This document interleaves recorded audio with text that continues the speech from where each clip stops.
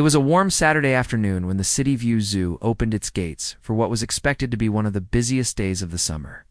Families streamed in from all directions, parents pushing strollers, children licking melting ice cream, and teenagers snapping photos near the towering giraffe statue at the entrance. The zoo had always been a place of joy and curiosity, a pocket of the city where people could briefly forget about their troubles and marvel at the wonders of nature. Among the crowd was an 11-year-old boy named Marcus Brown.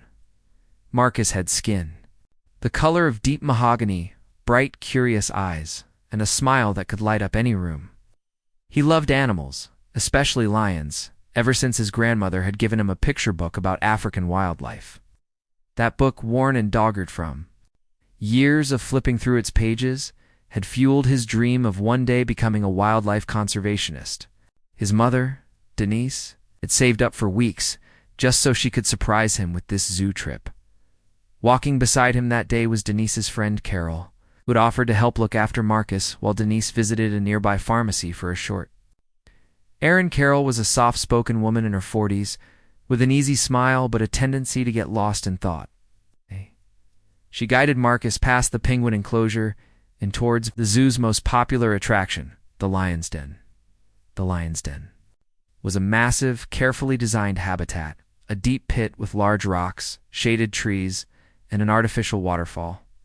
A wide safety barrier stood between visitors and the enclosure, with a sturdy fence and a 4-foot-wide gap to ensure that no one could fall in accidentally. Behind that barrier, a dozen lions roamed freely, their golden coats gleaming in the sunlight.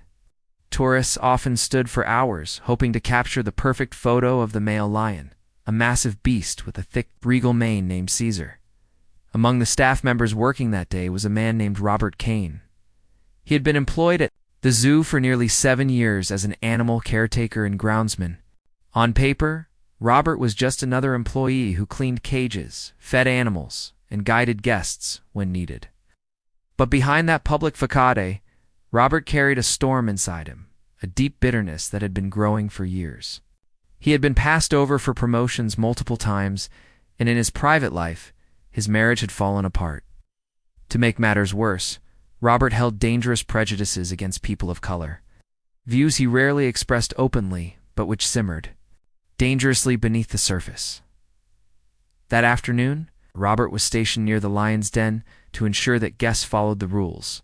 No leaning over the barrier, no throwing food, and no loud noises that could disturb the animals. When Marcus and Carol approached, Marcus ran ahead a little, eager to see the lions up close. He pressed himself near the railing, his eyes wide as he spotted Caesar lounging in the sun. Carol stayed a few steps back, adjusting her bag. Robert's eyes followed Marcus. He later claimed it was just instinct, that he was watching for safety, but in truth, there was something darker flickering behind his gaze.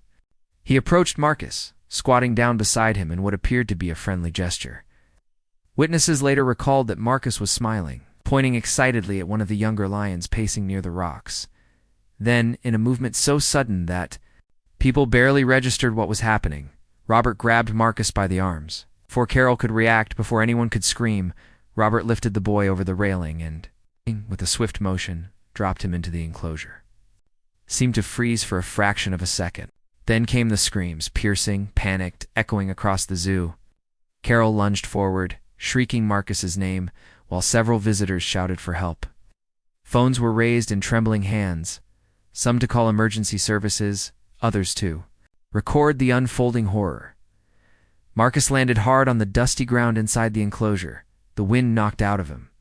When he opened his eyes, the first thing he saw was Caesar, the massive lion, standing now. His amber eyes locked directly on the small figure that had just appeared in his territory. The air was heavy with tension. Every heartbeat felt like a countdown. The younger lions stirred, their tails twitching, their movements slow and deliberate as they began to close in. The crowd above gasped and shouted, some pleading for the lions to stay back, others frozen in terrified silence. Marcus scrambled to his feet, his knees shaking. He looked up at the towering wall of rock between himself and the people screaming above. There was no way he could climb out. The only way to survive was to stand still and hope that the lions didn't attack immediately, but his 11-year-old instincts screamed at him to run. What happened next would later be described as something no one in that crowd could have predicted. Caesar, the alpha male, took a few slow, deliberate steps toward Marcus. His massive paws pressed silently into the dirt. The other lions hung back slightly, waiting for Caesar's lead. The boy, trembling, stood rooted to the spot, his wide eyes glistening with tears. And then, instead of lunging, Caesar did something extraordinary. He stopped less than a foot away from Marcus and lowered his massive head until his nose nearly touched the boy's. He sniffed him and let out a low rumble that sounded almost like a purr. The other lions, as if taking a cue from Caesar, stopped their approach. A lioness lay down nearby, her tail flicking lazily. One of the younger males circled once, then settled a short distance away. It was as if the lions had collectively decided that Marcus was not prey. The crowd above erupted into confused murmurs.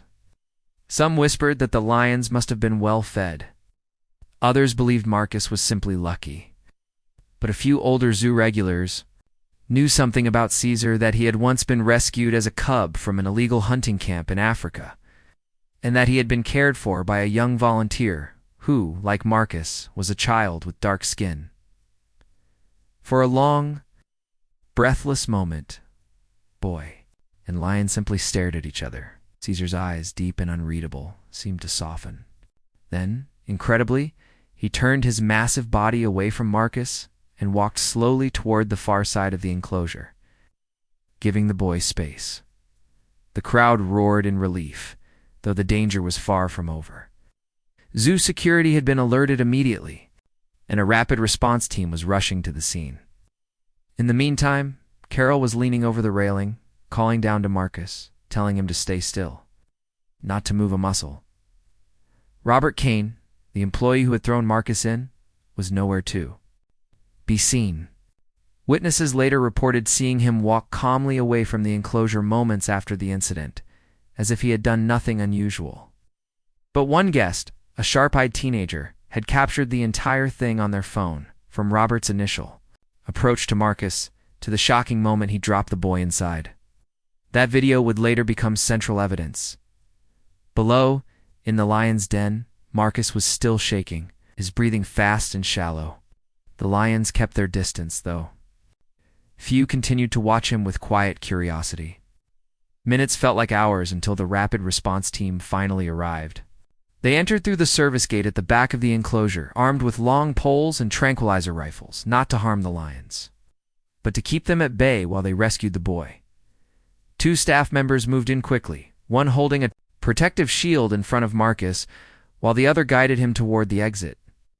Caesar watched them with calm eyes, making no move to interfere.